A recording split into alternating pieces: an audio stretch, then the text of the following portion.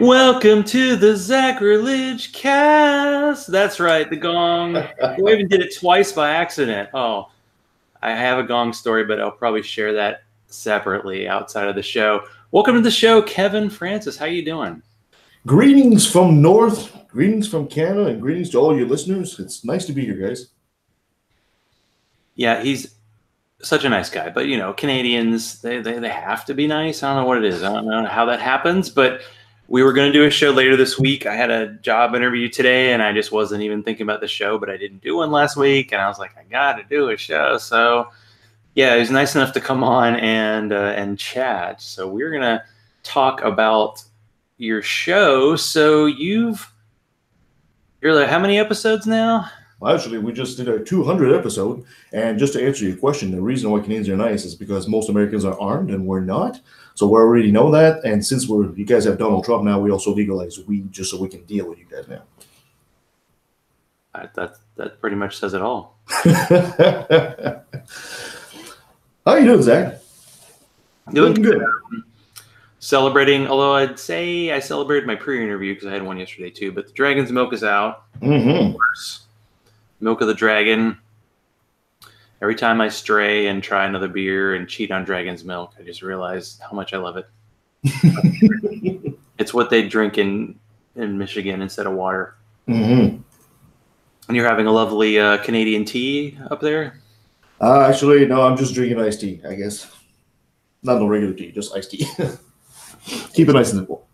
But not like Southern iced tea that's like 40% sugar, right? I don't know. It's just brisk iced tea, whatever that is. It's almost like pop, so pretty much the same thing. So do we get mad at Canadians now when you're not high, or is that? I should have pulled out the bong, I guess. No, I guess we've legalized weed now across the country since October 17th. So we even did a show recently on that, and that was kind of an experience. I'm a bit of a big dork myself. I never could say I'm really a user of weed, so I've had about 2-3 experiences, and they've all been kind of weird. So, yeah, we did a show not too long ago where we actually decided to light up a joint and a bong hit just before the episode started, and we had, thank goodness, Nancy, one of my co-hosts, who was sober and could keep us on the leash. It was weird, man. Tell you, halfway through the show there, I'm interviewing a guy. His name is Ryan, and Rich. And he's a nice guy, and he's taking us through the steps by step because he's used to medical marijuana, and I could not focus to save my life. I couldn't remember the guy's name. I couldn't remember what his medical issue was. Yeah, it was an experience. Seems like as someone who's done process documentation, that to do it while high is probably not the best time. No, probably not. While high, you definitely want to check your work. Yeah. Well, we it's exactly what we wanted to show. Brownie, step 4, eat a brownie. Well, it's exactly what we wanted to do, right? We wanted to show the effects, and how different we are than our usual selves, which is kind of kooky to begin with. But I think we came across as we did a show, and it was about as unedited as I could, and we released it out there, and I think it was a good show. But you made it up to 200, and that's something that I have, 7-8 months in the future. Mm-hmm. So what made you decide I want to do a show, a podcast, in sort of a bit of a golden era? Like, I feel like in that 2014 era, that's kind of when a lot of shows got started. Yeah. Well, the show is called Left of the Valley, and Lee said we just did our 200th episode. Now, do you want the whole story, apostasy, and everything, or do you want this condensed here? Because I can go to very details. The show, but we want to get to know about you. So your own personal religious background would be a good kind of foundation for it as well. In the beginning, okay. Well, actually, like a lot of people that are French Canadians and back east, I was raised Catholic. Came from a Roman Catholic family. I was a good Catholic boy. I even went to Catholic school during my high school years. I never liked the church. I hated my mother forced me to wear that horrible sweater and had to wake me up on Sunday, and we had to go to church. And the best part of the week was just the 2 hours after you got out of church. My apostasy started happening around in my teen years. I was a bit slow on this because I was listening to church and the sermons, and you have all this, they're singing, they're standing, they're kneeling, they're praying, and then they're sitting, they're listening to a sermon. And it was so robotic. And I was listening to the hymns, and it was so, to me, it felt so forced. And I can remember that moment where I looked around in church and I thought, my gosh, nobody actually believes in this. Is it just me? Or nobody actually believes in this? And that was my first revelation of apostasy. And it was a hell of a revelation because I actually loved the story of the Bible. I actually had read the Bible by then, and to me it was almost like mythology. I loved the stories, and people were telling me they were real, but it wasn't. One of my favorite stories was, of course, Samson the judge, right? With his long hair and his super strength, he was like the Christian version of Hercules. And the Jonah and the fish, those were fantastic, fantastic stories. And they were telling me this was real. So, what's that noise? So move forward in my... There will be, I suppose. So move forward, and then my second revelation was during my high school year, and the Iraqi War, the first Iraqi War happened. And our chemistry teacher, came into the class, and he was a bit of a religious man. And even though this was a secular school, he wasn't supposed to do anything like that. He basically said that he called Saddam Hussein the little Hitler of the 20th century, and he basically decided to lead the class in prayer. And I can remember, out of reflex, of course, doing the sign of the cross, out of pure reflex, and I just stopped halfway through, and I was so embarrassed. I was so embarrassed for having done that. I thought, oh my God, I hope nobody else saw me do this. And that would pretty much started cementing my apostasy at that point. I realized, no, I don't believe in Jesus. And then I went into the woo period, there has to be a God, there has to be a force. But anyway, it took me a while. Move forward many, many years, and I started showing I was always a bit of an activist. I started showing documentaries to the public for free, and I usually had a guest to come discuss what was going on, what's happening to our rivers, what's happening to the streets, is the oil going to crash, blah, blah. And I couldn't help but notice that all these problems were blamed on greed of society, and they were tied to this one line in the Bible, because a lot of these chief captains of industries who were religious at the time would start saying things like that one line in Genesis that basically says man has dominion over the earth. And I thought, wow. I said, there's the true enemy. It was the ancient influence of religion, which it was still would spread in today's world and still had influence. So then I started looking up videos, and I stumbled upon a video of Christopher Hitchens. Bless him. And he was already dead by then. And I was just completely fell in love with the man. I mean, he was so fearless. And then I just started devouring these videos on YouTube, and then Dawkins came along. And then I found Seth Andrews' show, The Thinking Atheist. And then I started hearing about this thing called podcasting. I was like, oh my God, this is amazing. I thought podcasting was great because it's the closest thing we have to immortality when you think about it. I mean, you had a conversation with your grandfather, I'm sure, but you really know how he felt about the subjects of his day? No. I mean, you had a little chit-chats here and there. It's about as much as you really know. But with podcasting, it's out there forever. 200 years from now, somebody's going to look up great-great-great-uncle Zach's thought, and they're still going to be there. But you can't actually say that about previous generations. So I started listening to a whole bunch of podcasts, and I thought, wow, some of these podcasts really, really suck. I'm sure I could do better than that. Well, it turns out I can't. But anyway, I tried. That's how the show really started. And that's how now we're up to 200 episodes. In a nutshell. But what was the initial kind of, I guess, idea for doing the show? And do you remember, I guess saying the date would be too specific, but around when it did start? It was in March. I could look up the date because I have all the episodes there, but it was in March, about coming on our 5th year now.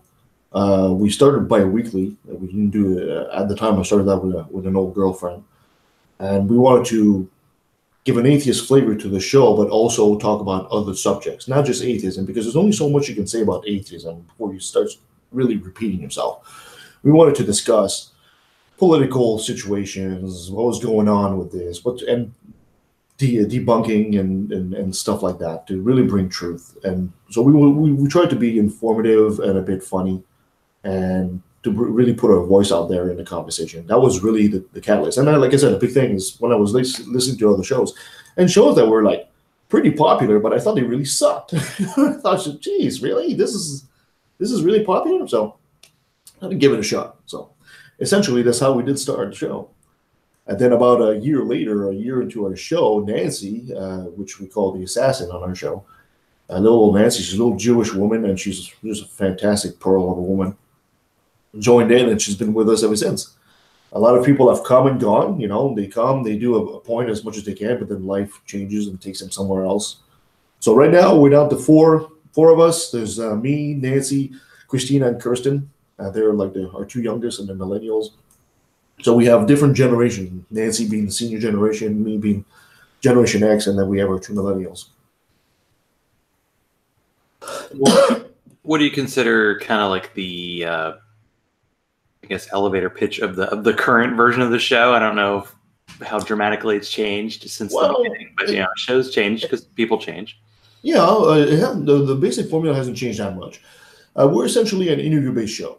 The second half of the show is usually an interview that we do either with podcasters that we like to try to promote, because let's face it, between podcasters and between atheists, we got to help each other.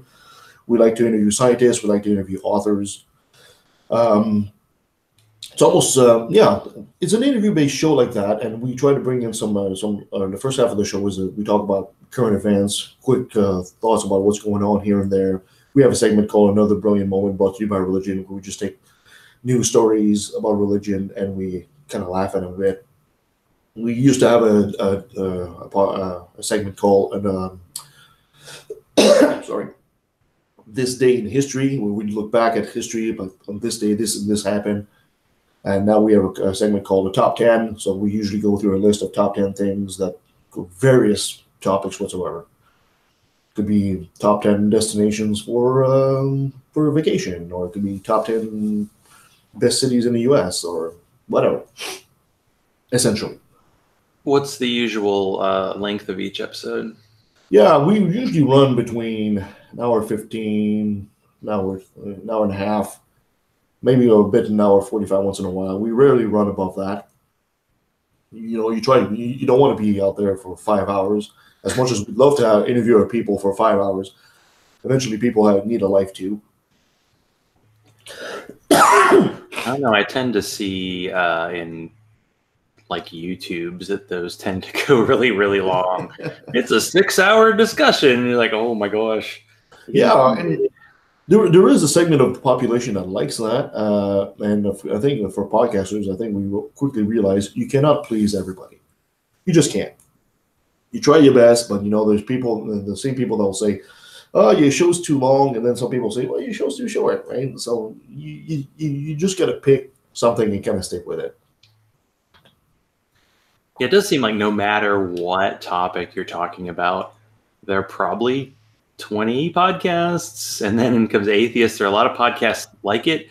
You have to find the topic you like, and then you have to find the actual hosts that you like. Like if they're talking about a certain topic, and then you think, what if they're talking about something I'm not interested in? Would I still want to listen? And then that's when you go, oh, okay, I think I like this show. Just when people are just kind of joking around and they're not talking about the subject, then you're going, okay, I think I might be onto something. Yeah. During the year, I interviewed Seth Andrews again, and I asked him if he had a piece of advice for other podcasters, because after all, in atheist podcasting, he's kind of like the grandfather of us all. Excuse me. And he said one of the things you have to do, and this is from his radio days, is to make sure the audience realizes that you appreciate their time, right? I mean, after all, they do download your show, and you do spend an hour listening or whatever time listening to you, and you take an hour of their time away, and they need to know that you appreciate that. And I think that's maybe something we don't do enough, to thank the audience for actually being there and listening, because you really don't have to. There's, like you said, there's a plethora of voices out there. They could be listening to just about anything, anywhere. So you got to make it worth their while to try for them to tune in, especially if they're going to try to tune in every episode or so. Well, do you think you do the kind of show that you want to listen to? Is it like the kind of show that you would listen to in your own time? Well, I think so. I mean, essentially, like I said, you can't please everybody, right? So you try to do the show as you think would be fun. There was a while there on our show, I like to do sound effects and drops and stuff like that, having a conversation, say, Zach's saying something, and also you have a say what in the back, right? And I kind of went overboard with that. And then I realized that people weren't liking it. So even though I like it, I had to adapt myself, say, okay, tone it down, because your listeners are not necessarily liking that much, and that's just a question of personal preference. I am doing the show for them, but I'm also doing the show for myself too. So we have to reach an equilibrium, say, hey, okay, I'm happy with the show. I hope you're happy with it too, without saying, hey, screw that if you're not. Well, do you have in the time you've done the show, and of course, I can't do like asking someone for their favorite kid. Yeah. Some of the like favorite guests you've had, or guests you've had on that may have surprised you just during your time, and then like anybody that you may have not gotten on yet that you would want to. I mean, obviously you can't get Christopher Hitchens, but No, of course not. And of course, it'd be great to get like huge names and all that. But I mean, let's be realistic. These people have limited time and limited access, right? Too. Favorite shows? They're so various. I'm fairly fond of our Halloween special. Our Halloween special is instead of doing an interview, we usually do is we just set up a virtual campfire and we tell ghost stories, essentially, And I asked my co-host to make up a story and just use your best storytelling voice and start telling the stories. I'm pretty fond of those. We had so many fantastic guests, and that's a great thing about this world of podcasting. It really has changed my life personally, because I realized that I never would have met these people otherwise. We've interviewed people like Eli Bosnick of God Awful Movies, and the amazing Randy, Matt Dillahunty, even Lawrence Krauss before the problems happened. Our show has had a surprising amount of really, really, really good interviews, and a lot of good friendships have also developed from simply talking to people like that, and they return the favor. They say, hey, Kev, by the way, I've got this guest for you. I think it'd be great on your show. And, like Robert Stanley is a perfect example of that. We've become very good friends. And even though we've never actually met in person, he's down in Texas, I'm up here in Canada. So it's been a hell of a roller coaster ride for sure. Yeah, you actually we'll do a little behind the scenes here. Sure. When I said, hey, you want to be on the show, you said, hey, we have an opening on February 9th. Yeah. I had to check my calendar to make sure. I'm like, am I going to still be alive then? And I'm like, hey, can you be on in like 4 hours? That's kind of the difference there. So is it difficult to do the advanced scheduling, or is that the only way to stay sane when you're needing to do a regular show? No, it's not. People usually like to in advance to have advance warning. You just got to make sure that when you're booking people, like right now we're booking in February. We got Matt Dillahunty that's coming for us in February. You got to make sure that at least a week before the show happens, to give him a reminder. And you also have to sometimes expect that, especially when you're somebody of like Matt, for example, there might be a book tour all of a sudden that shows up, so you have to almost be ready for that. What I like to do, if possible, I like to try to have that extra interview. So if for some reason a guest drops and I have that extra interview that's pre-recorded, then I can switch that one. Right. The only thing it kind of sucks when I say, well, next week we'll have Matt Dillahunty with us. And then Matt's a no-show and I'm interviewing Joe Schmo. that really kind of sucks. But unfortunately, those are the My things. name is Zach Law. Sorry. Oh, sorry, Zach Law. By the way, the comments of Kevin are not necessarily those of Zach Law and his podcast. They might be better, so it's perfectly acceptable. Yeah, Matt isn't a guy I've had on, although I did meet him. He did a debate here. I mean, I'm sure it was like 5 years ago. Mm-hmm. And it was like a pastor who was not ready. Yeah. Like Atheists on, was it Atheists on? No, it wasn't. Atheist Experience is the one. Yeah. Or still does. And Matt is a surprising kind of guy. I met him in person, and I interviewed him once a couple of years ago for excuse me. He was up here in Canada, and he was doing a conference, and I happened to walk to him, and I said, "Hey, Matt," and I had my little recorder and all that, and he was very gracious to grant us an interview. Took about 20 minutes of his time. It was kind of funny because I always got the impression that Matt was never super comfortable with crowds. And the way he was acting in the middle of a crowd seemed kind of almost standoffish. But as soon as I got into a little comfy room with just Matt, and it was just him and I, he just turned like a switch there. He just turned into the Matt Dillahunty we all know. So people kind of surprise you like that, the little things you learn about them. Right? Seth Andrews, for example, Seth is great because Seth is a huge fan of coffee. So if you want to get on Seth's good side, you bring him coffee. So every time he shows up, I usually bring him a bag of coffee beans from the local region and he just takes it and smells it and says, so right there, I'm on his good side. Jerry Coyne brought him a bottle of Canadian Crown Royal, stuff like that. You do all these kind of things. People really, really surprise you, and you have the persona, and you realize that, they say never meet your heroes. For the most part, that hasn't been the case with me and the people I've met. They've just all been fantastic, fantastic people. I can really count of all the interviews we've done on the show, I might count less than 5 people that I would not bring back. It's a pretty good percentage. Yeah, I think so. I'm not going to name them there, but I mean, people that, I had for a guy for an interview. He's a popular guy, he's a popular podcaster and all that. But he just seems so completely disinterested in the interview whatsoever.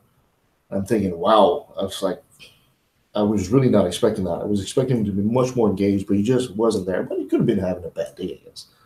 But it happens too, right? People are people. Yeah, I guess when you get a lot of podcast reps, you have one of those where you kind of get that feeling like, okay, I'm going to have to pull something out of this person to get him to give me some good answers, or, Yeah, exactly. Told 400 times before, it's probably hard to do that and make it sound fresh.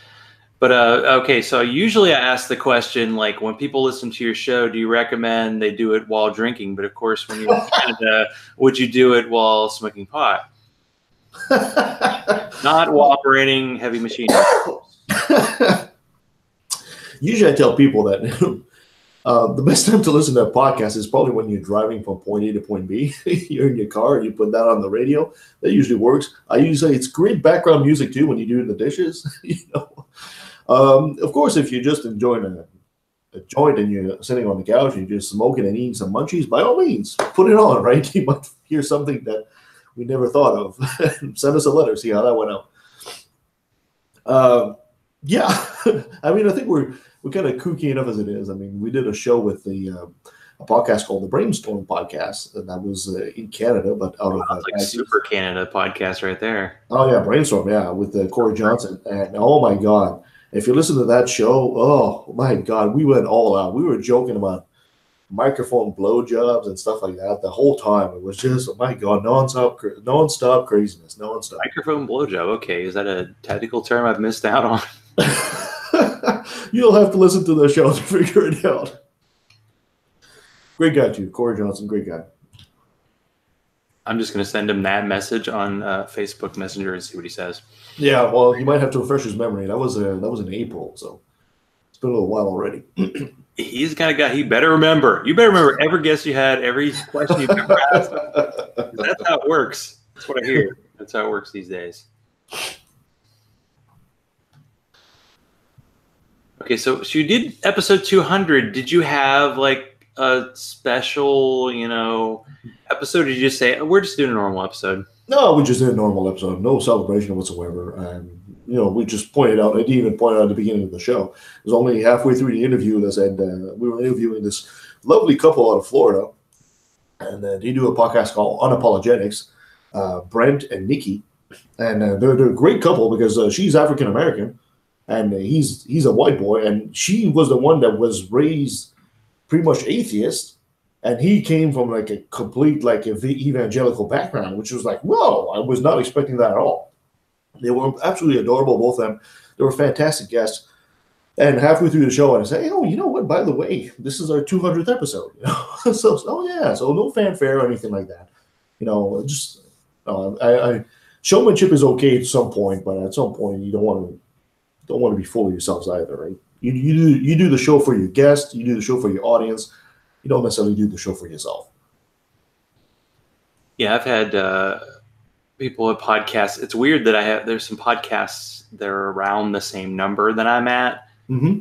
I think God Awful Movies is around the same that I am. So like they're like, oh, episode 200, we're gonna do a show in like Japan. We're gonna do it in the International Space Station. We're gonna do a live show, and 700 people are gonna show up. And I'm like, I got 2 people in the chat room, and they're than their 700. I'll just say that right now. Well, you got to also the guys from God Awful Movies, which the guys are fantastic, by the way. Eli Bosnick has been a guest several times. I'm trying real hard to get Noah and Heath on, which were great guys too. We met them in Seattle. They're great guys. But these guys are also making a living at their show, right? So they do have to make some kind of a big brawl, a big fanfare to bring in more listeners. You and I are, I hate to say it, but we're a lower class of meat. We're not the same cut. Not quite. We're not there yet.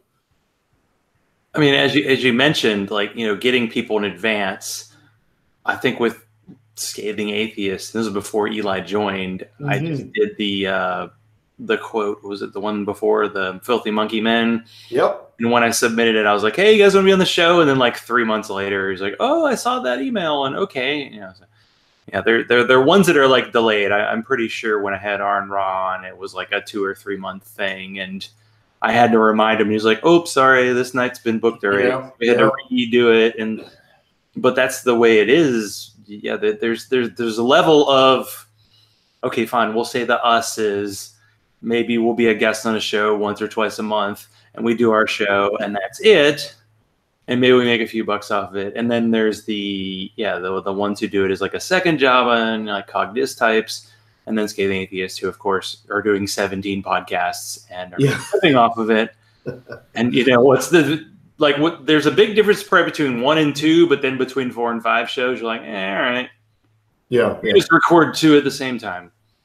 Yeah. It'll probably be okay.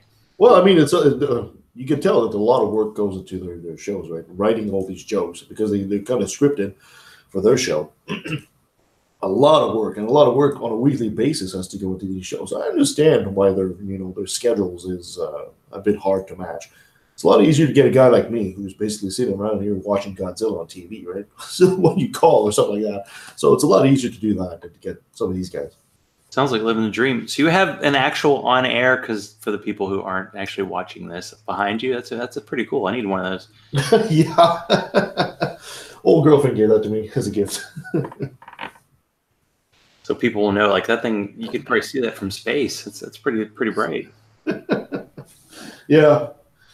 Usually people talk about the egg beaters hanging from the ceiling, but that's okay. You haven't seen them yet. Now, I don't know if people know this, but Canada is a different country from the United States. Yes.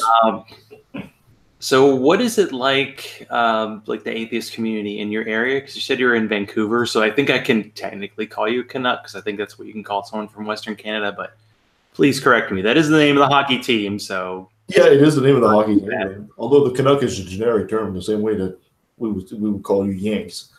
Right? It's just a generic term, really. I think it applies to all Americans like Canuck would apply to all Canadians. Canada, the great thing about Canada, we're a bit like the attic of North America. You don't really think about us until you get up there and say, "Wow, look at all this stuff," right? So Canada is I live in Abbotsford, which is actually about 45 minutes east of Vancouver. And it turns out to be the Bible Belt, the Canadian Bible Belt. And across all the country, it's got more churches. Yeah, it's got more churches per capita in this little town than anywhere else across the country. Now, I got to warn you, it's nowhere near as bad as, I don't know, Oklahoma or something like that. Nowhere near that. There is some religiosity, but there's a huge difference between the American evangelical movement and the Canadian movement. I mean, just to give you an example, there was a statistic that said about 40% of all Americans believe in creationism. Here in Canada, it's about 15%. So there's a fair difference there, which is ironic because actually in the preamble to our Constitution, there is actually an appeal to deity, while the American Constitution does not, which is a really secular document. So it's really kind of ironic that our country has an appeal to deity and you guys don't. Yeah, for the most part, that's pretty much the big difference between our two countries. Although a lot of people say, "What's a Canadian?" Well, essentially, it's an unarmed American with health care. Which would be lovely since I'm already unarmed. Mm-hmm. There we go. I think I cut down the average guns per person in Georgia by like 0.001. Yeah, well, you could just come up here to Canada. We have an open policy towards Americans anyway, and you just have to remember that we have stronger beer, and hockey is better than baseball. You'll be fine. I was like, I just drank an 11% beer. Yours could be stronger, but well, it's not even beer anymore. I think I have a beer that's like 18%, and that's wow. That's like a mixed drink. Beer needs to be mostly water in theory, but I think Canada, you probably could compete with America in terms of that. I think they're talking about the average beer, like the Budweisers and stuff. Oh, yes, yeah, we have It's so weird that we have like it's a Belgian company, but it has to be like all American, and half of their commercials are making fun of craft beer. Yet they've like bought up all these small breweries in the country. Yeah. And they're making money off of this. They're making money on either way. Yeah, exactly. So okay, so since Trump was elected, how many Americans have said to you, "Hey, can I crash on your couch for a few days?" Many. The rest of their lives. We've said that a lot. We've heard that a lot. I mean, you can turn that off. Like, forget doing a podcast to make money. Like. Yeah. Room for rent. Just good people, at like Airbnb even. I mean, come on. I even had a couple of women that I knew online that actually seriously proposed, "Hey, maybe we should get married." That's what? No, seriously. We don't have to. We just have to pretend. It's like, wait a minute. It's a bit more of a commitment I'm willing to do here. Yeah, the whole Trump thing. God, where do I start with that? First of all, are you guys willing to apologize to the rest of the world for this this horrible thing? It's like, I don't know. It's like America went to a drunken stupor, and now you're starting to wake up and oh my God, we were so drunk. I'm so sorry. What the hell happened here? Where do you start with this man? I mean, I don't understand right now as far as Canada is concerned, as far as the rest of the world is concerned. I know that a lot of Americans are very American-centric, and they look as to what goes on between American borders. And I think a lot of Americans are raised like that. And that's fine. But on the international level, Trump has been nothing but a disaster for you guys, an absolute disaster, to the benefit of countries like Russia and China, of course. Because as soon as America decides, no, we're not doing this, China steps in and says, yeah, we'll do it. So they're positioning themselves really quickly here to become the #1 country in the world, and I think most Americans don't realize that because they're more fixated on what's going on internally within the country. They're not realizing that on the international scale, it's really becoming dark. We've had a lot of politicians here that America's of course always been our #1 trading partner, but we have a lot of politicians now that are claiming that maybe we need to really pull back from that and start trading way more with China and start trading way more with Asia and Europe. And they've had some accord already signed for that because, you just don't think they can rely on the United States anymore. And that should be a big red flag as far as American politicians are concerned.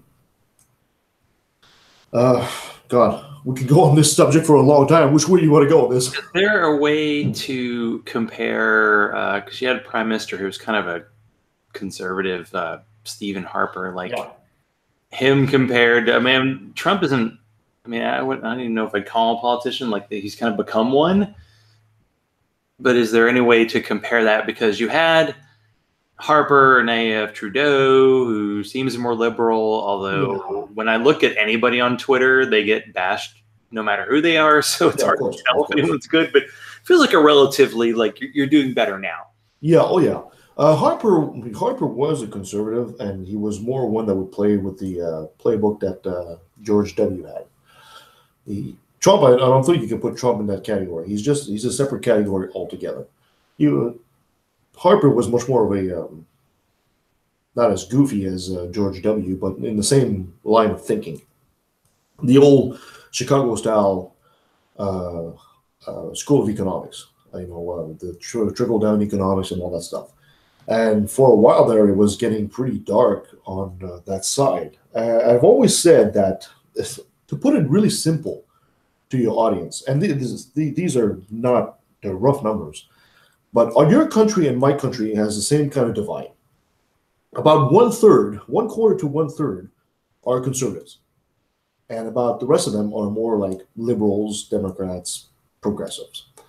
So the only way that conservatives can actually win in either one of our country, there's two ways. One, they can cheat.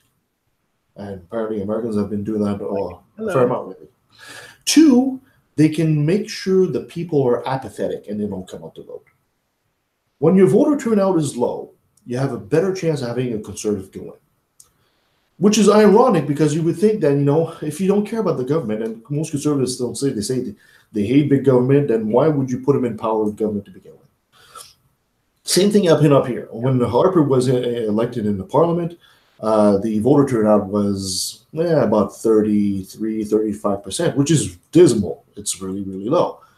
And when you think of that 35%, a third of that 35% actually elected the conservatives. So essentially, you had 1/9 of the country decide the fate of the country for the next 4 years. When Trudeau came in, the rate was about 66%, if I remember correctly. So now 2/3 of the country decided to come out and vote. And of course, it was a red wave, which of course, in our country, the colors are reversed as to yours. So as soon as people come out to vote and they participate and they get off the couch and they're not apathetic, there is no way the conservatives can win. And I think they know that. And they do all their best to make sure you stay at home, your vote doesn't matter, they're all the same, all that bullshit. They make sure that comes out and they drum that out as much as possible. So you stay at home. It's the only way they can win. And I think right now, of course, with Trump, it feels to me like it was one of the last stronghold of the really, really white old conservatives. And I think they're realizing they're on their way out. Yeah, I think they're in terms of American politics, people talked about how there's going to be like a reckoning in the Republican Party because it looked like Trump was going to lose and then he won. But now the reckoning's on the Democratic side. Yeah. It's going to be kind of ugly, I think, leading up to 2020 because I don't know. I feel like we need like the next generation. Like it was really weird that in our last election in America that we had like Trump, Hillary Clinton, and Bernie, and they were all like really old. Yeah. It's like, where is Obama was relatively young. I think he was in his 40s when he ran. And he just kind of came out of nowhere. And it's like, we need that person, but we don't know who that is yet. And we'll probably destroy them before they even make it. But it's weird. So it is reversed. So red is yeah. When you like liberal. Red for liberals here, the blue are conservatives. Oh my gosh! You know what? I could deal with that.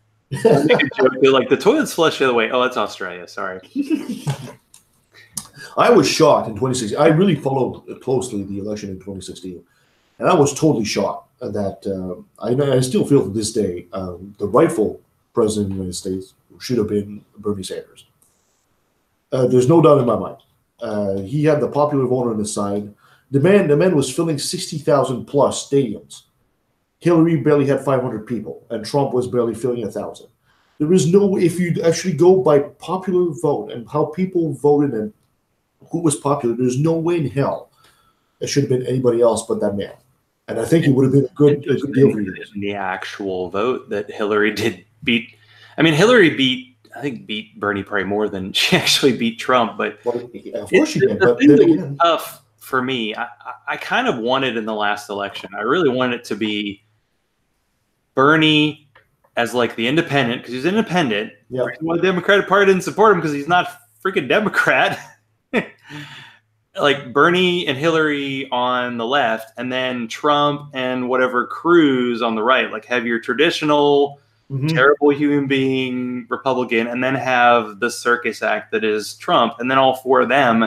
And I think more people would have showed up, because it is tough. I don't know if it's the same in Canada. It's like when you have two people, some people just can't go out to vote. But do you do the same thing we do here? Because we like vote on Tuesday, which makes no sense whatsoever, because just about everybody's working. And it's really hard to do. Like there's supposedly laws that say, hey, you can go out and vote for an hour, but some people just can't do that.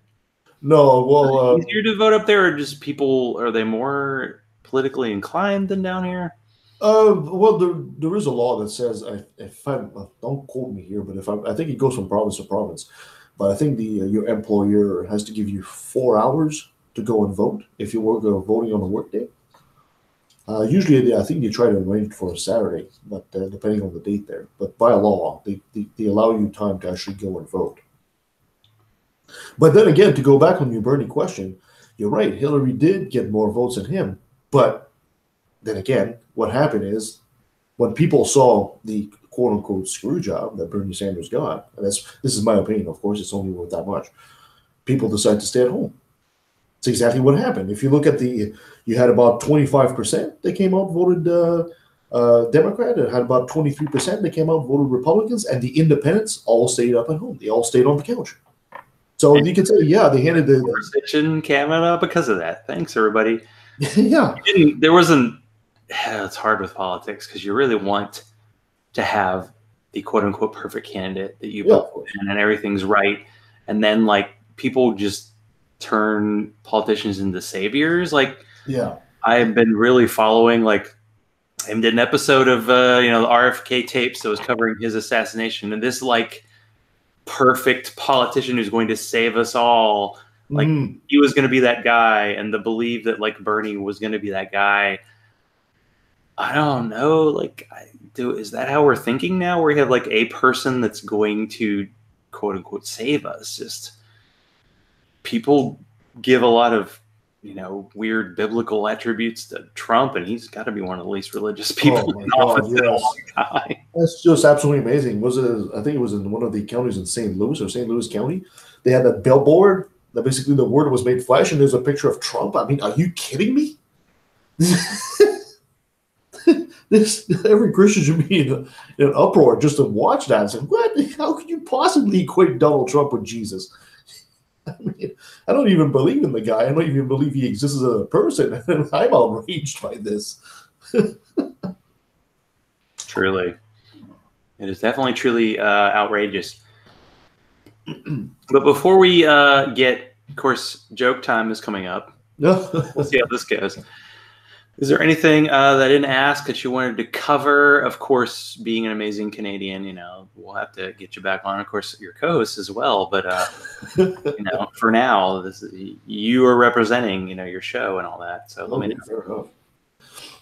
I really wish we get a bit more American listeners. I know a lot of American listeners have a tendency to go America-centric, and that's understandable. But I wish I had a bit more American listeners. I mean, you guys have the big piece of the pie. Sometimes the show feels. I wish I was a bit more in the heat of the battle with you guys, because I understand up here from up north, like I said, it's nowhere near as religious as it is down south. But there are some things that really start to worry me. When I was a child, my father used to say, when America sneezes, Canada gets a cold. It used to be true. In some aspect, there are some things like that that are still true. America has a huge influence on Canada, and also in, for example, trends. I'm seeing a lot of trends happening coming across the border, which are not, they're like imports from the States, and I don't like them. Creationism, for example. We've just had one of these, what's his name? Ken Ham. Ken Ham just announced it was going to open like some kind of biblical museum up here in Canada now. And creationism is starting to crawl across the border as well. And I'm really, really leery about that kind of stuff. The polarization that's been happening in the state, especially on the political level, that's starting to happen up here too. So I hope that we are not going to follow suit. I mean, it's okay to copy the United States when they do something right. When they do something which is not right, let's not make the same mistake.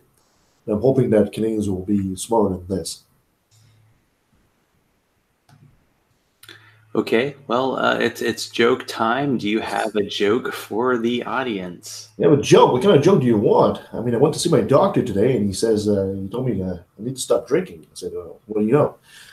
How come you know? How come you think I need to stop drinking?" He said, "You sent me a urine sample. There was an olive in it." Non-drinker. How can you tell a drinking joke? Come on. Well, at my age, I've reached the age I realized that food is more important than sex. So I've installed a mirror above my kitchen table. Oh, that's nice.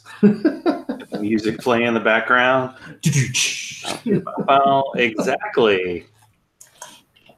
Well, Kevin, thank you very much for being on, especially on short notice. I do appreciate it, and you'll count yourself one more American listener, so that'll be good. Oh, that'd be great. That'd be great. And if people want to follow the show, follow our Wacky Adventures, it's Left of the Valley. You can follow us at leftofthevalley.com. You can follow us on Facebook, on Twitter, at LETV Podcasts. You can send us a message, an email at leftatvalley@outlook.com. And if you do like us, give us a 5-star review. It really helps us, helps others find the show. Do the same thing for Zach because he works hard. The man's a hard worker. So, guys, be nice, be kind. There's no better way to finish the show. So thank you, everybody, and good night.